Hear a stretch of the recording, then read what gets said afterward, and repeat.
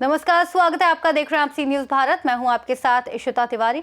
खबर छत्रपति संभाजी नगर से है, जहां कंजरखेड़ निर्वाचन क्षेत्र में शमीम बानो ने अपने चुनावी अभियान की शुरुआत कर दी है।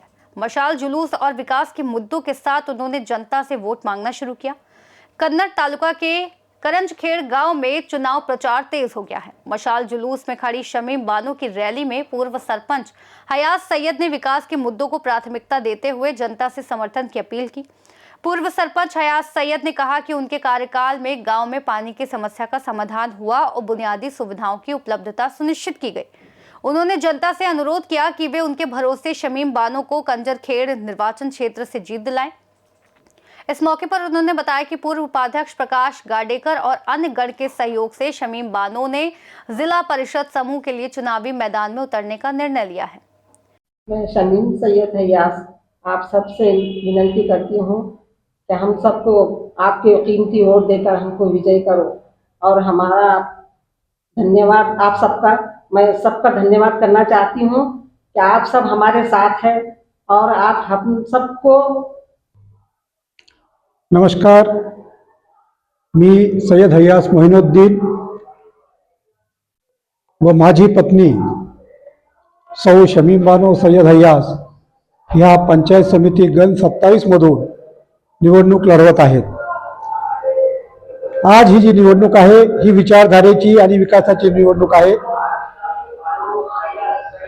उद्धव बाळासाहेब ठाकरे यांच्या विचारांचा प्रभाव जनसामान्यामध्ये रुजला पाहिजे, त्यांची विचारधारा ही पुढे गेली पाहिजे आणि विकास हा महाराष्ट्रामध्ये झाला पाहिजे। त्या निमित्तानं मी उद्धव बाळासाहेब ठाकरे या गटाकडून माझी पत्नी सौ शमीम बानो ही पंचायत समिती निवडणूक करंजखेड गटामधून लढवत आहे।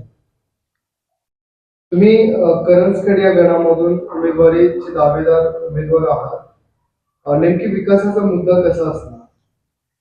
खऱ्या अर्थानं मी ह्या करंजखेड सर्कलमध्ये करंजखेड या गावचा माजी सरपंच आहे आणि सरपंच या पदावर असताना मी करंजखेड गावाला एक सरपंच कसा विकास घडवून आणू शकतो, एक सरपंच सर्वसामान्यांना काय न्याय देऊ शकतो, विकासाचा प्रभाव ह्या गावखेड्यामध्ये त्यांच्या समस्या आणि त्यांना मूलभूत मिळालेल्या सुविधा कशा असतात हे दाखवून देण्याचा प्रयत्न केलेला आहे।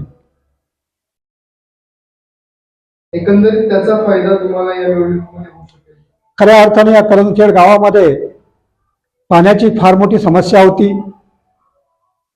ह्या करंजखेड गावच्या महिला डोंगर दऱ्यामधून 3-3 किलोमीटर मधून वरून पाणी आणत होत्या। त्यांच्या डोक्यावर सकाळ संध्याकाळ घागर ही असायची।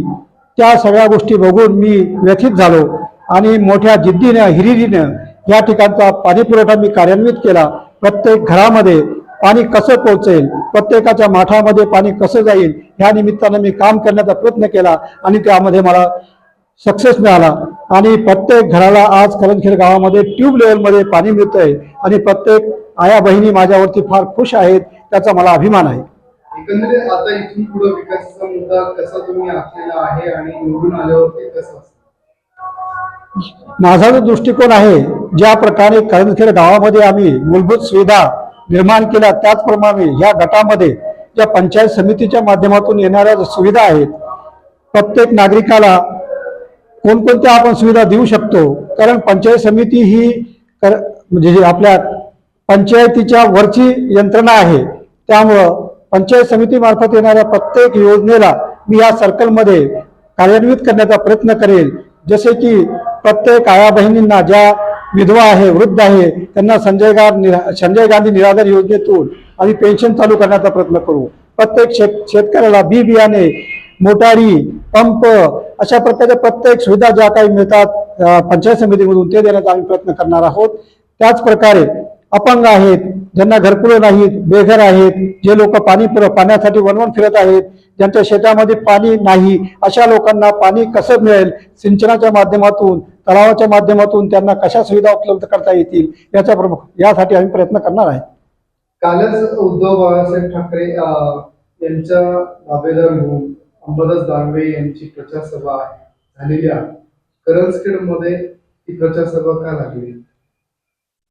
करंजखेडमध्ये माननीय विरोधी पक्षनेते अंबादासजी दादा दानवे यांची सभा झाली आणि त्या सभेमध्ये त्यांनी आवर्जून सांगितलं की एका सुशिक्षित माणसाला, एका सुशिक्षित कार्यकर्त्याला आम्ही न्याय दिलं, कारण त्या माणसाने जनसामान्यामध्ये स्वतःचं अस्तित्व बाजूला ठेवून काम केलेलं आहे. त्या माणसानं प्रत्येक घरामध्ये पाणी पोहोचवण्याच्या ज्या मूलभूत सुविधा आहेत त्या देण्याचा प्रयत्न केला आहे. स्मशानभूमी असू द्या, कब्रस्तान असू द्या, रस्त्यावरची लाईट असू द्या, रस्ते असू द्या, गल्लीबोळामध्ये सिमेंट कॉन्क्रीटचे रस्ते असू द्या, ह्या सर्व करण्याचा प्रयत्न त्यांनी केलेला. अशा प्रकारचं आव्हान जनतेला अंबादास दादा दानवे यांनी केलेलं आहे. आणि मी माजी सैनिक असल्यामुळं, भारतीय वायुसेनेमध्ये मी प्रशासनामध्ये काम केल्यामुळं, मला त्या प्रशासनाचा गाढा अभ्यास असल्यामुळं मी एकत्रित ह्या सुविधा कशा निर्माण करता येईल आणि कशा आणता येईल त्यासाठी मी प्रयत्न करत असतो.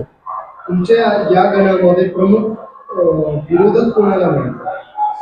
या गणामध्ये माझ्यासाठी कोणीही विरोधक नाही. याचं कारण असं आहे की माझा हा मुद्दा जो आहे फक्त विकासाचा मुद्दा आहे. मी विरोधक कोणालाच मानत नाही, विकासावर भर देतो आणि प्रत्येक नागरिकाला विकासासाठी, तळागाळातल्या लोकांना, ते कोणत्याही धर्माच्या असू द्या, कोणत्याही समाजाच्या असू द्या, माझ्यासाठी जसा देश सर्वप्रथम आहे तसंच माझ्या गावचे प्रत्येक नागरिक कोणत्याही समाजाचा असू द्या तो माझ्यासाठी प्रथम आहे. लास्ट डे जाताना तुम्ही करंजखेड गणातील मतदारांना काय आव्हान करता?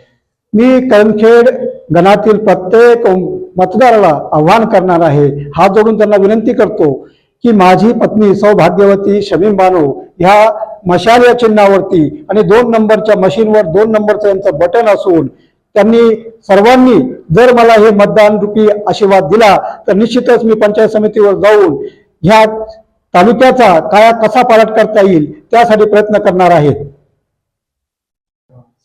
मी करंजखेड गटामधील आणि गणामधील प्रत्येक नागरिकाला, प्रत्येक मतदार बंधू आणि भगिनींना, जे आज नवतरुण उमेदवार मतदार सुद्धा या ठिकाणी समाविष्ट झाले, त्यांना विनंती करतो, आव्हान करतो की ह्या गटामध्ये जिल्हा परिषदेसाठी प्रकाश अण्णा गाडेकर हे मशाल या चिन्हावरती उभे असून त्यांचं चिन्ह 1 नंबरच्या मशीनवर 1 नंबरवर मशाल आहे.